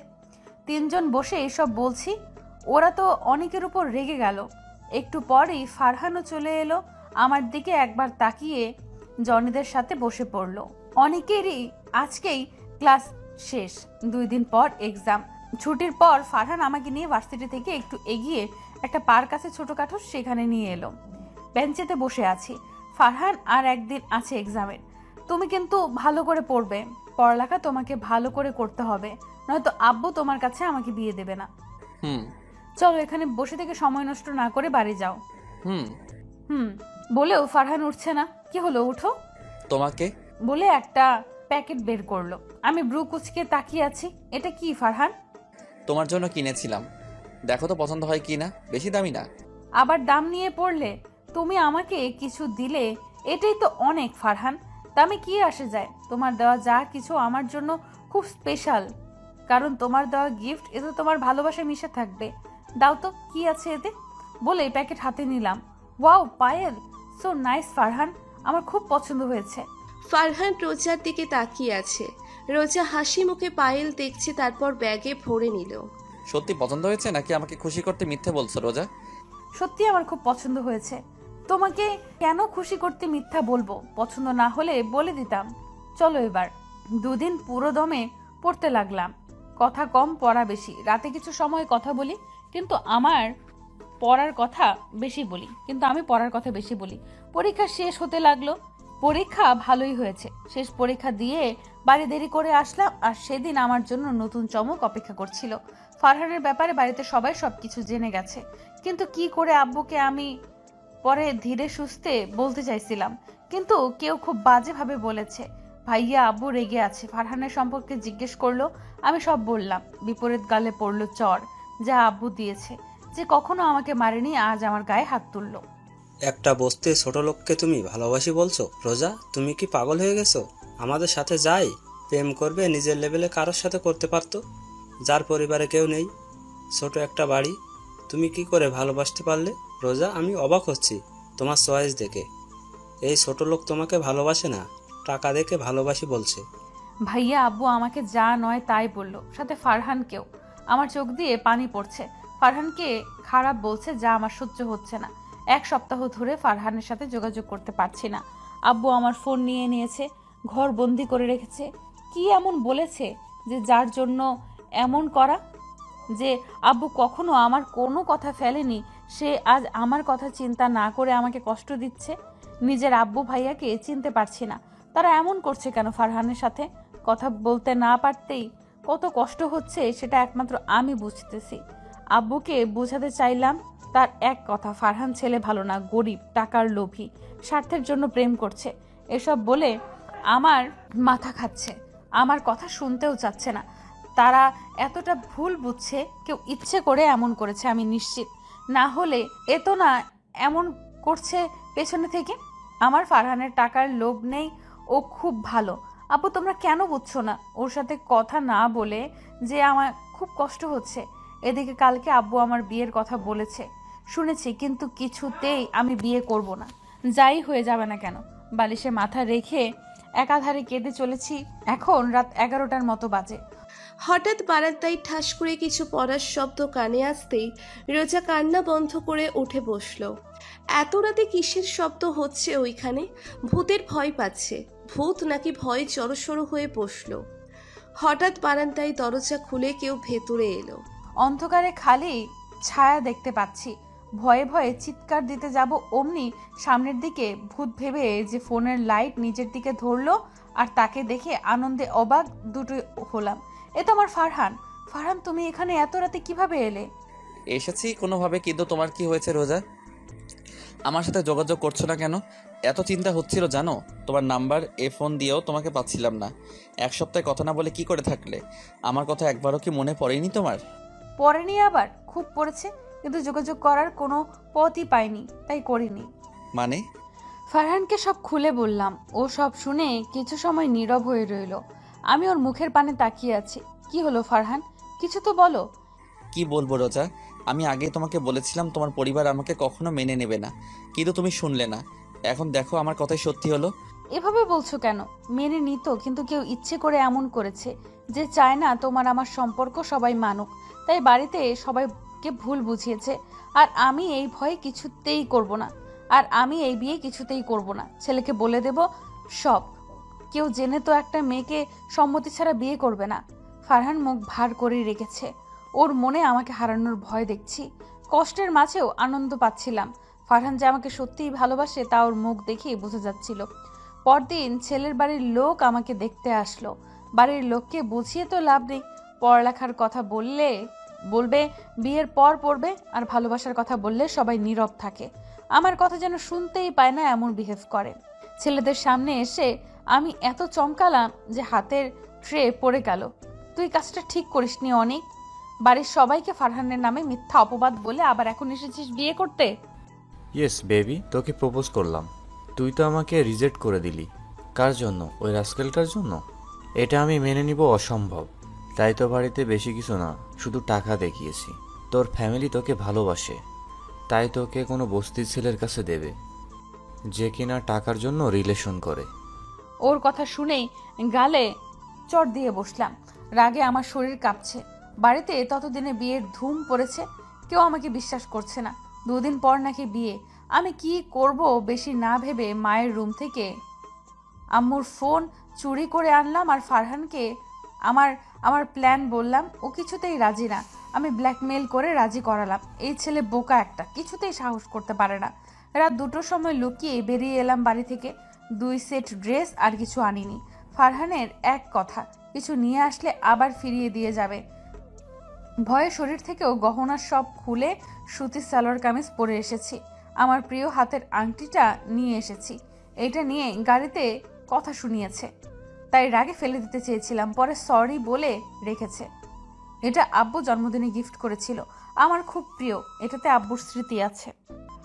বাসে বসে মাথায় ফারহানের কাঁধে দিয়ে চোখ বন্ধ করে আছি। চোখে পানি মুছে খুশি কষ্ট দুই পাচ্ছি।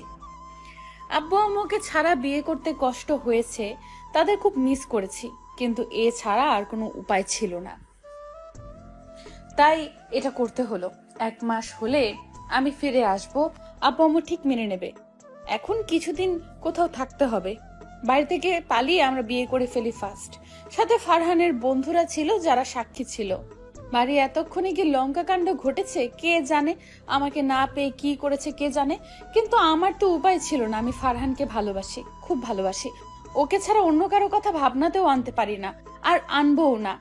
তাই এভাবে আপনজনদের ছেড়ে আসতে হলো। আব্বু, তুমি হয়তো ভাবছো তোমাকে ভালোবাসি না, কিন্তু এটা তোমার ভুল ধারণা। তোমাকে আমি খুব ভালোবাসি।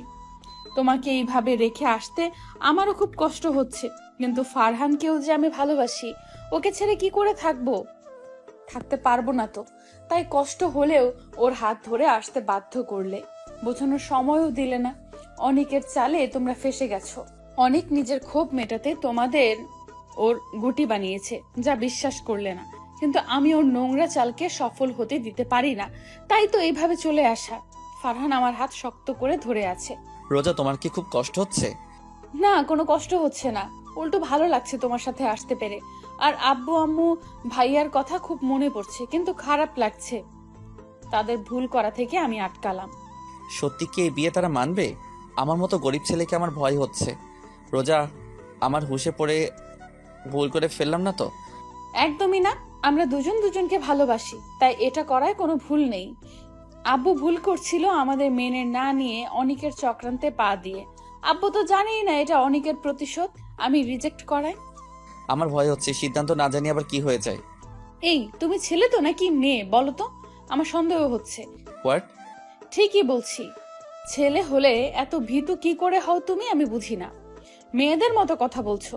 যেখানে আমি ভয় পাওয়ার কথা, যেখানে আমি ভয় আর তুমি আমাকে সাহস দেবে, তা না, উল্টো আমাকে তোমাকে সাহস দিতে হচ্ছে। আমার থেকে তুমি সাহসী বেশি, কিন্তু তাই বলে ছেলে কিনা সন্দেহ করবে? ওকে ছেলে কিনা সেটা আজকেই দেখিয়ে দেব। আর ভয় এখানেই বাদ হয়েছে। একদম ভয় পাবে না, আব্বু ঠিক মানবে। দেখো, আমাকে খুব ভালোবাসে না, না মেনে কই যাবে শুনি। বাসে এসব টুকটাক কথা বলে গন্তব্যে চলে এলাম। ফারহানের এক ফ্রেন্ড আমাদের জন্য ওয়েট করছিল। দুজন কিছু বলে যেখানে আমরা থাকবো সেখানে নিয়ে গেল। রুমে ঢুকে এলাম। ছোটখাটো একটা রুম। রুমে আসবাবপত্র কিছুই নেই, খালি একটা খাট পড়ে আছে। এখানে না আছে চাদর আর না আছে তোষক, খালি খাট আর কিছু নেই। এটা কি ফারহান এখানে কি করে থাকবে? কিছুই তো নেই। আজকে রাত এখানেই থাকতে হবে।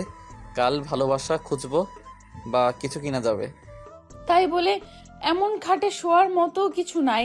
আর কথা বাদই দিলাম, এখানে আমি শুতেই পারবো না, বালিশও নেই, তোশকও নেই। কত শক্ত দেখো, আমার শরীর ব্যথা হয়ে যাবে। ফারহান আমার দিকে অসহায় মুখ করে তাকালো। আমি ওর ব্যাপারটা এখন বুঝলাম। আমি ক্লান্ত হয়ে ভুলেই গেছি সব। আমি চুপ করে খাটে বসে পড়লাম। শক্ত কত, আমার খিদে পেয়েছে। রিপন খাবার সাথে বালিশ নিয়ে আসবে, পারলে চাদরও। সরি, ওভাবে বলা উচিত হয়নি আসলে। আমি কিছু মনে করিনি। তুমি এমন পরিবেশে আগে কখনো থাকোনি, প্রবলেম তো হবেই, কিন্তু আমি অবশ্য আছি। একটু পর রিপন নামের ছেলেটি খাবার আর বালিশ দিয়ে গেল। চাদর পাইনি, তাই বাদ। আমি বাথরুমে গিয়ে ফ্রেশ হলাম। বাথরুমের কি বাজে অবস্থা, কিন্তু কিছু বললাম না, ফারহান কষ্ট পাবে বলে। দুজনে খেয়ে নিলাম। আমি খেতে বসে বেশি খেয়ে ফেলেছি, টেরই পাইনি অনেক খিদে পেয়েছিল। পাশে ফারহান যে না খেয়ে বসে আছে খেয়ালই করিনি। যখন খেয়াল হলো, খাওয়া বাদ দিয়ে ফারহানকে দিলে আমাকে আগে খেতে বলে। আমি জোর করে এক লোকমা মুখে দিয়ে দিতেই ফারহানের চোখে পানি চলে আসে। আমার জন্য তোমাকে কষ্ট করতে হচ্ছে রোজা, আমি তোমার যোগ্য না। দেখো তুই কত ভালো খাবার খাও, আর আমি কি খাওয়াচ্ছি, আর থাকার জন্য ভালো। আর বলতে না দিয়ে ওর মুখ চেপে ধরেছিলাম। তোমার এই খাবার আমার অনেক বেশি ভালো লেগেছে, দেখছো না কেমন তোমায় না দিয়েই খেয়ে নিচ্ছিলাম। আর নিজেকে কখনো অযোগ্য ভাববে না, তুমি আমার জন্য পারফেক্ট। তাই তো তোমার হাত ধরে এসেছি, বুঝেছো? বালিশ হলেও বিছাবো কি। আমি ব্যাগ থেকে ওড়না বের করে বিছানাতে লাগালাম। খাটের কোনায় বসে আছে আর আমার সামনে ফারহান যুদ্ধ করছে। এইটা যে সেই যুদ্ধ না, রান্নার যুদ্ধ। সকালে উঠে রান্নার জিনিস কিনতে গিয়েছিল ফারহান। রান্না করার সব কিছু এনেছে, প্রয়োজনীয় সব কিছু এনেছে। তারপর যখন রান্না নিয়ে আমাকে বলেছিল, কিন্তু আমি তো জীবনেও রান্নাঘরেই ঢুকিনি, কি করে করব? তারপর নিজেই করতে বসেছে। কিন্তু ও যে রান্নায় কাঁচা দেখেই বসে যাচ্ছে। তরকারি নিয়ে যুদ্ধ, এবার এনেছে মাছ, সেটা কি করে ধরে বসে আছে। এদিকে এমন নাকানি চোবানি দেখে অনেকক্ষণ হাসি চেপে বসেছিলাম। সেই মাছটা ফাল দিয়ে হাত থেকে পড়ে গেল, আর আমি কি গলা ফাটিয়ে হাসিয়ে উঠলাম। ফারহান আমার দিকে একটু অসহায় করে বোঝায় হেল্প করতে। ফারহান, তোমাকে কে বলেছিল মাছ আনতে, বলো তো? আমি ভেবেছিলাম তুই মনে হয় সব পারো। এখন কি করবে বলো? আমার খিদে পেয়েছে তো, পেট ব্যথা করছে। একে তো রান্না করতে পারি না, তার উপর মাছ। তুমি ভাবতে পারো মাছটা কি করবো? আমি তো কাটতে পারছি না, কেউ যদি একটু দেখিয়ে দিত। আসলে কি করা যায়? আমি উঠে দাঁড়াতেই দরজায় টোকা পড়লো। আমি গিয়ে দরজা খুলে দেখি একটা মহিলা দাঁড়িয়ে আছে। কি গো করো বউ, দেখতে এলাম। খেয়েছো কিছু? তোমার স্বামী না বলে খাবার আনতে গেছে, সে এসেছে কি? বলতে বলতে সে ভেতরে চলে এলো। আমাদের পাশের রুমে তারা থাকে। ফারহান যখন বাইরে গিয়েছিল, মহিলাটি এসে আমার সাথে পরিচিত হয়েছে। এখন আবার এলো কেন? রুমে ঢুকেই এক প্রকার চিৎকার দিয়ে উঠলো। আমি ভাবনা বাদ দিয়ে অবাক হয়ে ওনার দিকে তাকালাম। হায় হায়, এগুলো কি তুমি স্বামীরে দিয়া কাজ করাইতেছো? কেন, কি হয়েছে? এগুলোর কেমন কাজ? আল্লাহ, কি দিন আইলো, বউ বসে আছে, স্বামী মাছ কাটে। বাবা, তুমি তো দেখি কাটতে পারো না, ভুল হচ্ছে, তোমার বউরে দাও। এই সব তোমার কাজ? কি বলছেন? আমাকে দেবে কেন? আমি কি পারি নাকি? আমি পারি না বলেই তো ফারহান কাটছে। আর এই বিচ্ছিরি গন্ধের মাছ আমি কখনো কাটবো না। হায় হায়, কি বলো?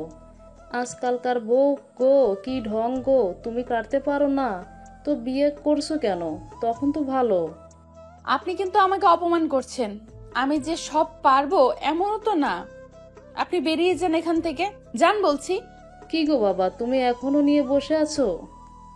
আমি তারে জোর করে রুমের বাইরে এনে দরজা আটকে ফেললাম। ফারহান দেখেছো কত অপমান করলো, অসভ্য মহিলা একটা।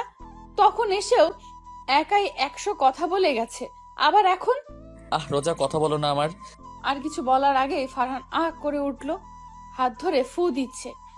এটা দেখেই রোজা ফারহানের কাছে এসে বলল, কিন্তু বেশিক্ষণ থাকতে পারলো না, গন্ধে দম আটকে আসছে। সরে দাঁড়িয়ে, কি হয়েছে ফারহান হাতে তোমার? দেখো কেটে গেছে, তোমাকে বললাম না কথা কম বলো। হোয়াট? তাড়াতাড়ি হাত ধুয়ে এসো, মাছ কাটতে হবে না। এ মা, কাটা শেষ। আমি এর জন্যই বলেছিলাম হোটেল থেকে আনতে, কিন্তু তোমার কাছে তো টাকা নাই। আমি টাকা আনতে চাইছিলাম, তুমি তো রাজি হলে না। ফারহান একটা চাপা রাগ চেপে কিছু বলল না। ও চায় না অন্যের টাকা নিতে, তাই আনতে না করেছে। সামান্য গন্ধের জন্য রোজা আমার হাত কেটেছে, চেনেও কাছে এলো না। খুব কষ্ট পেল। ফারহান ওইভাবে মাছ কাটলো, অনেকক্ষণ পরে তারপরও রান্নাও করলো। এদিকে রোজার বাবা সোফায় আগুন হয়ে বসে আছে, পাশে বসে অনেক কান ভাঙাচ্ছে আর শুনে আরো ক্ষেপে যাচ্ছে। সঙ্গে সঙ্গে ফোন বেজে ওঠে, পুলিশ অফিসারের ফোন। আশা নিয়ে রিসিভ করলেও আশাহত হতে হলো, কারণ তারা রোজার খোঁজ দিতে পারেনি। আঙ্কেল, ওই ফারহানই রোজাকে ফাঁসিয়ে নিয়ে পালিয়েছে। ওর মতলব ভালো না, ছোট লোক ছেলে, টাকার বড় লোভ, তাই তো এমন করলো। ফারহান খুব খারাপ। ও রোজার কোনো ক্ষতি করবে কিনা আমার সেটাই চিন্তা আঙ্কেল। ওই রাস্কেলকে আমি খুন করে ফেলবো। আমার মেয়েকে নিয়ে পালানো, এর উচিত শিক্ষা দিয়ে ছাড়বো। জি আঙ্কেল, কি করে যে রোজাকে বশ করেছে কে জানে। এমন ছেলেকেই কি করে পছন্দ করে রোজা? বলেন, রোজা এবার বুঝবে আবার কাকে বলে টাকা ছাড়া চলে না। ওই ফারহান নিশ্চয়ই টাকা পয়সা নিতে বলছে রোজাকে। আঙ্কেল, রোজা কি অনেক টাকা নিয়ে গেছে? এটাই আমি বুঝছি না অনেক। তুমি বললে অনেক টাকার লোভ, তাই রোজাকে ফাঁসিয়েছে। কিন্তু রোজা বাড়ি থেকে 2 সেট ড্রেস ছাড়া আর কিছু নিয়ে যায়নি, এমনকি শরীরে সবকিছু খুলে রেখে গেছে। ওটা বুঝেন না, সব রেখে ভালো হতে চাইতেছে আপনাদের কাছে, যাতে বাড়িতে জায়গা দেন, তাহলে তো পুরো সম্পত্তি হাতাতে পারবে। এটা শুনে আরো ক্ষেপে ওঠে। ছাড়বো না ওই রাস্কেলকে আমি। সারাদিন রোজা বসে কাটালো। ফারহান একটার পর একটা কাজ করেছে। আরও দেখেছে বিকেলে ফারহান ঘুমিয়ে আছে। কাল এলাম আর একদিনেই কেমন অচেনা লাগছে রোজাকে তার। হঠাৎ ঘুমের ঘোরে মপে যাচ্ছে টুপটুপ করে, হাতে পানি পড়ছে, কেউ হাতে নরম স্পর্শ দিচ্ছে। সঙ্গে সঙ্গে চোখ মেলে তাকালো ফারহান, দেখলো রোজা ফারহানের কাটা জায়গায় চুমু খাচ্ছে আবার কাঁদছে। আমাকে এখানেই ক্ষান্ত হয়নি, তারা অনেকের সাথে বিয়েও ঠিক করেছে। কিছুতেই কিছু বোঝাতে পারছি না। আমি যে বিবাহিত সেসব জেনেও আব্বু আমার কথা শুনছে না। ফারহান কোথায় আছে, কিভাবে আছে, কে জানে। সবাই মিলে এমনভাবে ঘিরে ধরেছে যে আমি কিছু করতে পারছি না। নিজেকে পাগল পাগল লাগছে। কি করব আমি? কেউ তো আমার দিকটা চোখ দিয়ে দেখছেই না, কেউ আমার কথা ভাবছে না। যে আব্বু আমার কথা ভাবতো, আমার মতামতের গুরুত্ব দিত, সেই কিনা আমাকে এত কষ্ট দিচ্ছে। কি করে আমি তাদের বুঝাই? কি করে? চোখ দিয়ে অনবরত পানি পড়ে যাচ্ছে। নিজেকে এত অসহায় লাগছে, বোঝানো দায়। অনেকের চক্রান্ত কারোর সামনে আনতে পারছি না। কি করে আনবো? সবার কাছে তো ওই মহান হয়ে আছে। নিজেকে শেষ করে দিতে ইচ্ছে হচ্ছে। এসব আর সহ্য হচ্ছে না। হঠাৎ দরজায় করা নাড়ার শব্দ পেলাম। ওপাশ থেকে আম্মুর কণ্ঠ কানে এলো। আম্মুকে বলেই চেষ্টা করে দেখি। তাড়াতাড়ি উঠে দরজা খুলে দিলাম। আম্মু বলেই আম্মুর হাত নিজের হাতের মুঠোয় করে নিলাম। প্লিজ আম্মু, তুমি কিছু করো। ফারহানকে ছাড়া আমি বাঁচতে পারবো না। খুব ভালোবাসি ওকে, খুব। এসব বলে লাভ নেই। তোমার আব্বু বিয়ে ফাইনাল করে ফেলেছে। কালকেই তোমার বিয়ে অনাকের সাথে। কি বলছো? আমি ঠিকই বলছি। তোর আব্বু আর তোমার ভাইয়া কথা বলছিল। কিছু করো আম্মু, আমি এই বিয়ে কিছুতেই করতে পারবো না। আমি যে বিবাহিত, একজন বিবাহিত মেয়ের বিয়ে তোমরা কি করে দিতে পারো আম্মু? আব্বু এতটা নির্দয় কি করে হচ্ছে? আমার কথাটা কেউ ভাবছো না? তোমরা কি চাও আমি মরে যাই? আম্মু আমার মুখে হাত দিয়ে আটকে দিল। কি সব বলছিস? এমনটা আমি চাই না। আমার একমাত্র মেয়ে তুই, তোকে কিছুতেই হারাতে পারবো না। পারবে পারবে পারবে বলেই তো এমন করছো। বিয়ে অফ না করলে আর ফারহানের কাছে যেতে না দিলে আই প্রমিস আমি কিছু করে বসবো। সঙ্গে সঙ্গে আম্মু আমার গালে ঠাস করে চড় দিল। এমন কথা বলতে পারলি? ওই ছেলেই তোর সব, আমরা কিছুই না তোর কাছে। ওর জন্য তুই মায়ের সামনে মরার কথা বললি? সন্তানের মুখে এই কথা শুনলে মায়ের কেমন লাগে বুঝিস? বুঝিস না। যেই দিন মা হবি সেই দিন বুঝবি। আমি কেঁদে উঠলাম। আম্মুর বুকে মাথা রেখে কেঁদে চলেছি। আম্মু আমার ফারহানের কাছে যেতে দাও না গো, ওকে ছাড়া বাঁচতে পারবো না। আর কাঁদিস না, আমি দেখছি। থ্যাংক ইউ সো মাচ আম্মু। আমি খাটে খুশি হয়ে বসে আছি। আম্মু যেহেতু এখনই বলেছে নিশ্চয়ই কিছু করবে, আব্বুকে রাজি করাতে পারবে, আমি শিওর। কিন্তু আমার আশায় জল ঢেলে দিল। আব্বু চেঁচামেচি করে রাতেই বিয়ের ব্যবস্থা করতে লাগলো। আম্মুকে বন্দি করে রেখেছে, বিয়ে দিয়েই ছাড়বে। ভাইয়াও বাড়িতে নাই, বিকেল থেকে দেখছি না ভাইয়ার মনটা কাল একটু নরম ছিল। ভাইয়াকে বললে হয়তো আশা আছে। এখন কি করবে? কিছুতেই এই বিয়ে আমি করব না। শয়তান অনেক আমার সামনে বসে আছে, আমি অন্যদিকে ঘুরে আছি। আমি আর অনেক পাশাপাশি বসে আছি। আমি উঠে যেতে গেলে অনেক আমার হাত ধরে আটকায়। জানি না কি হয়, রাগে শরীর জ্বলে ওঠে। আমার ঠাস করে চট দিয়ে বসি। রুমে অনেকের বাসায় লোক, সামনে আব্বু আম্মু বসে আছে, ভাইয়া নাই। আমার কাজে সবাই দাঁড়িয়ে যায়, আমার সেদিকে ভ্রুক্ষেপ নেই। উঠে আম্মুকে জড়িয়ে ধরি।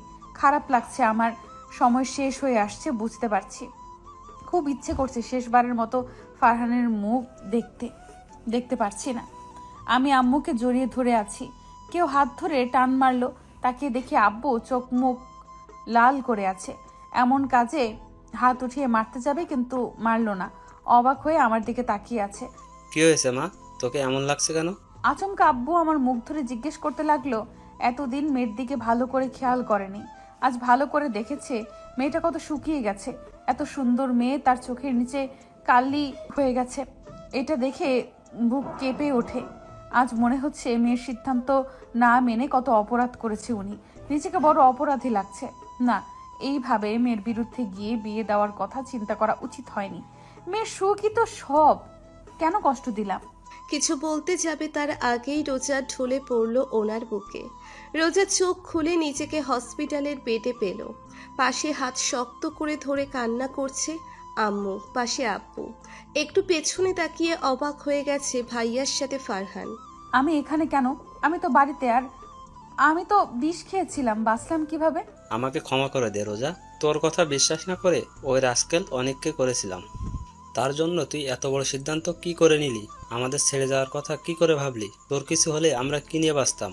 অনেক যে খারাপ সেটা তো আমরা জেনে গেছিলাম, তাই তো বিয়ের নাটক করছিলাম। আর তোর ভাইকে পাঠিয়েছিলাম ফারহানকে আনতে। মানে? তোর মা যখন বলল তোর ব্যাপারে সব, আর আমি তখনই সিদ্ধান্ত নেই তোদের মেনে নেব। কিন্তু অনেক ফারহানকে কিডন্যাপ করেছিল, ওর হাত থেকে বাঁচাতে আমরা এই বিয়ের নাটক করি, যাতে ও বিয়ে নিয়ে ব্যস্ত থাকে আর এই সুযোগে ফারহানকে মুক্ত করে আনতে পারি। কিন্তু তার আগেই তো তুই এত বড় অঘটন ঘটিয়ে ফেললি। আমি অবাক চোখে তাকিয়ে আছি। নিজের বোকামিতে নিজেরই রাগ হচ্ছে। ইস, এখন যদি সত্যি মরে যেতাম, ফারহানকে কোথায় পেতাম? আব্বুকেও ভুল বুঝতাম। আব্বুকে জড়িয়ে ধরে থ্যাঙ্কস বললাম মেনে নেওয়ার জন্য। খুব খুশি হলাম। ভাইয়া এসে কথা বলে বেরিয়ে গেল। সবাই চলে গেলে ফারহান আমার পাশে এসে বসে অভিমান নিয়ে অন্যদিকে তাকিয়ে বলল, রোজা, তুমি আমাকে একটু ভালোবাসো না, আজ বুঝলাম। মানে? হ্যাঁ, ভালোবাসলে একা ফেলে কি করে চলে যেতে চাইছিলে? আমি কি জানতাম এত বড় সারপ্রাইজ আছে আমার জন্য? আমি তো ভেবেছি তোমাকে আমি হারিয়ে ফেলেছি, আর তোমাকে হারিয়ে ফেললে বেঁচে থেকে কি হবে? চুপ। সত্যি আমি এত ভয় পেয়েছিলাম যে। ওসব থাক, আর কখনো এমন ডিসিশন নেবে না। তুমি সাথে থাকলে কখনো নেব না, কিন্তু তুমি না থাকলে আবার নিতে পারবো। একটা মাইন্ড দিব। তুমি আমাকে মারবে? মারবো। যাও, তোমার সাথে কথা নেই। আচ্ছা, চলে যাই। সত্যি ফারহান উঠে যেতে নিল। আমি রেগে ওর হাত শক্ত করে ধরে ফেললাম। এক পা নরম, মেরে ফেলবো। তুমি তো যেতে বললে। আমি যেতে বললেই যাবে কেন? বাবারে, যেতে বললেও নির্লজ্জের মতো থাকবো? হ্যাঁ, থাকবে। ফারহানকে জড়িয়ে বুকে মাথা গুজে দিলাম। অনেক ভালো লাগছে। এমন একটা দিন চেয়েছিলাম যখন আব্বু আমাদের মেনে নেবে। আজ আর কোনো ভয় নেই, সবাই আছে আমাদের সাথে।